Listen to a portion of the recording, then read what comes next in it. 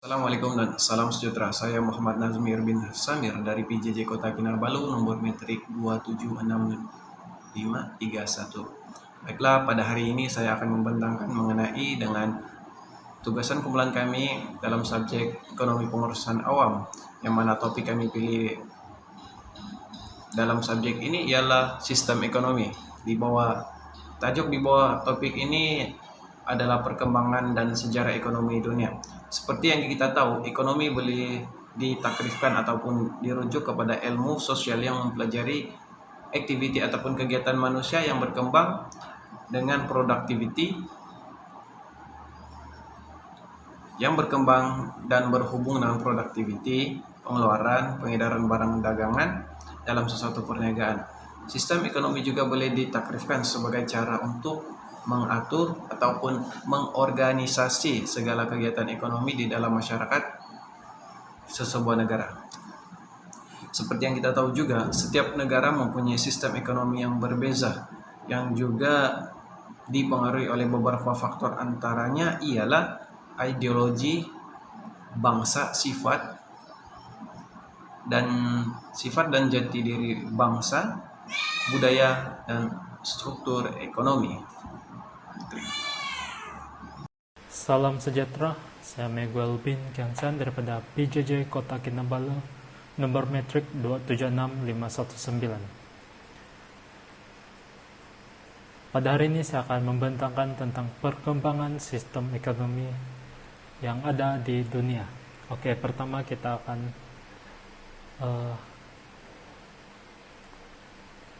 melihat kepada tentang masa kuno.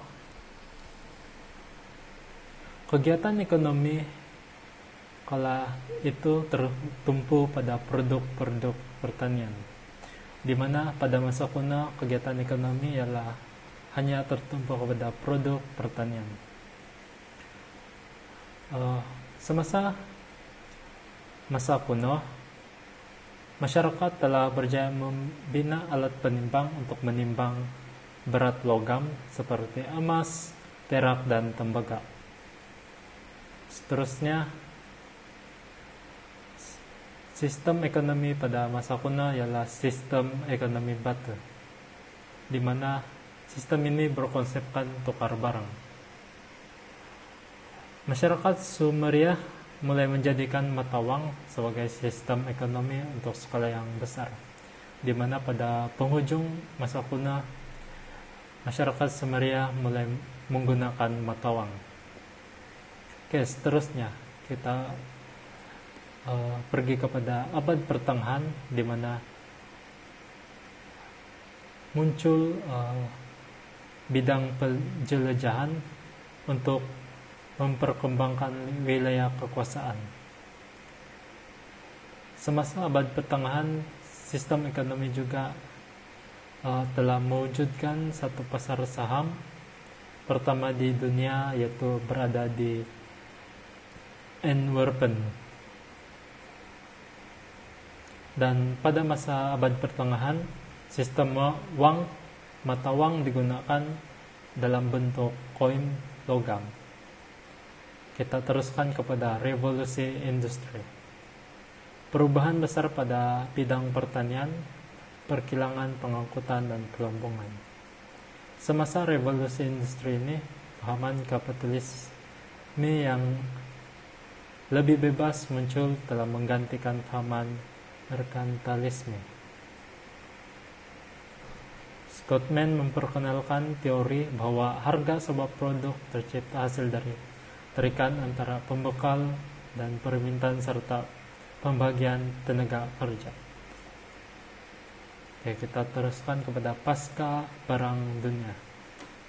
Semasa pasca Perang Dunia, telah lahir beberapa tokoh ekonomi yang muncul seperti Friedrich August von Hayek pada 1899 hingga 1992, dan seorang lagi tokoh ekonomi atau Milton Friedman pada 1912 hingga 2006, di mana mereka mengumumkakan idea penting tentang perdagangan global yang bebas.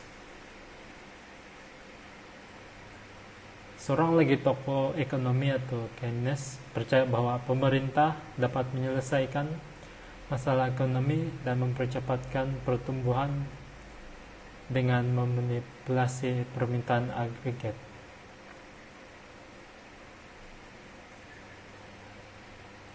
Keynes juga menekankan pentingnya peleburan kerajaan membangun ekonomi. Hal ini menunjukkan bahwa campur tangan kerajaan dalam ekonomi mempercepatkan lagi pertumbuhan ekonomi. Dan terakhir ialah akhir abad ke-20 dan abad ke-21, di mana muncul dari negara-negara bukan barat seperti China, Brazil, dan India sistem ekonomi yang mereka amalkan ialah disebut sebagai masyarakat pasca industri.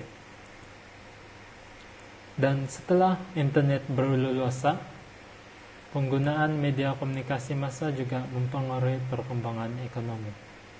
Dan pada masa kini internet memiliki pengaruh besar daripada dunia perdagangan dan memunculkan bidang baru yang dikenal sebagai perniagaan elektronik. Sampai sini saja daripada saya. Sekian dan terima kasih. Salam sejahtera, saya Indi Maxwelly, nomor metrik 276-479 dari PJJ Kota Kinabalu. Saya teruskan dengan sejarah perkembangan ekonomi dunia dan pengasas serta negara-negara yang mengamalkannya. Yang pertama ialah sistem ekonomi liberal. Sistem ekonomi ini juga dikenali sebagai sistem ekonomi pasar atau sistem ekonomi laissez-faire. Sistem ekonomi liberal adalah sistem ekonomi yang memberi kebebasan sepenuhnya dalam segala bidang perekonomian kepada setiap individu untuk memperoleh keuntungan yang sebesar-besarnya tanpa ada campur tangan pihak kerajaan atau pemerintah. Antara tokoh yang mengasaskan sistem ekonomi ini ialah Adam Smith. Beliau merupakan tokoh yang memperkenalkan konsep kebebasan pada tahun 1759 dengan melancarkan sebuah karya yang bertajuk The Theory of the Moral Sentiment. Antara negara yang mengamalkan sistem ekonomi ini ialah negara-negara Eropa Barat, Amerika, Kanada, Australia, Prancis, Belgium, Irlandia, Swiss, Kanada, dan Indonesia. Yang kedua ialah sistem ekonomi sosialis, yaitu berpusat. Sistem ekonomi ini bertentangan dengan sistem ekonomi liberal karena sistem ekonomi ini dikawal sepenuhnya oleh pemerintah. Sistem ekonomi sosialis ini dipelopori oleh Karl Marx. Dalam sistem ekonomi sosialis ini, masyarakat tidak bebas untuk melakukan aktivitinya sesuka hati karena segala sumber ekonomi dan aktiviti ekonomi adalah dikawal penuh oleh pihak pemerintah. Antara negara yang mengamalkan sistem ekonomi ini ialah China, Korea Utara, Rusia, Kuba, dan negara-negara komunis yang terdapat di dunia ini. Yang ketiga ialah sistem ekonomi campuran. Sistem ekonomi campuran berasal daripada kegagalan sistem ekonomi liberal dan sistem ekonomi sosialis. Ianya digelar sistem ekonomi campuran karena banyak negara di dunia yang tidak menetapkan sistem ekonomi mana yang mereka tetap terapkan. Oleh itu, kebanyakan negara-negara yang mengamalkan sistem ekonomi campuran ini mengamalkan kedua-dua sistem ekonomi liberal maupun sosialis. Sistem ekonomi ini membolehkan sektor swasta menjalankan kegiatan ekonomi, tetapi ada campur tangan pihak pemerintah di negara yang bersangkutan. Selain itu, kerajaan dan pihak swasta atau setiap individu bekerjasama dalam menjalankan aktiviti ekonomi dalam negara tersebut. Antara negara yang diyakini mengamalkan sistem ekonomi ini ialah Maghribi, Malaysia, Filipina, Prancis, dan juga China. Yang terakhir ialah sistem ekonomi tradisional. Sistem ekonomi ini umumnya terdapat dalam setiap kehidupan masyarakat tradisional. Ekonomi tradisional dijalankan berdasarkan pemenuhan keperluan hidup, yaitu perniagaan dengan sistem barter. Ciri-ciri sistem ekonomi tradisional adalah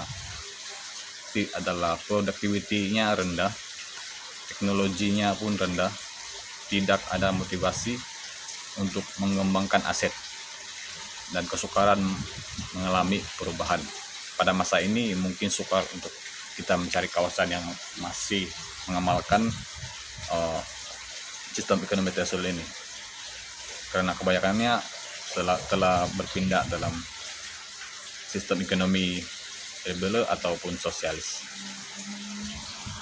Baiklah, saya akan sambung pembentangan sistem ekonomi Islam. Dalam sistem ekonomi Islam ini, ia dilaksanakan berdasarkan undang-undang dan berpandukan Al-Quran dan hadis. Pelaksanaan kegiatan ekonomi Islam ini mestilah sesuai dengan undang-undang Islam dan tidak boleh menyebelahi ataupun menyalahi undang-undang, dan perlu menjauhi dari semua perkara seperti maisyir, gharar, haram, zalim, iktihar, dan riba. Karena sistem ekonomi Islam tidak mengamalkan perkara-perkara sedemikian dalam sistem ekonomi. Baiklah, secara kesimpulannya, setiap yang kita ketahui bahwa faktor yang menentukan bentuk sistem ekonomi kecuali dasar falsafah negara yang ditegakkan.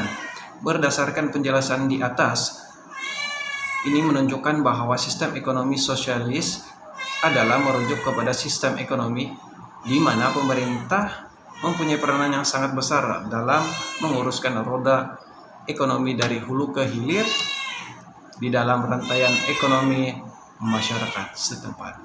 Sekian saja pembentangan kami pada hari ini. Sekian dan terima kasih.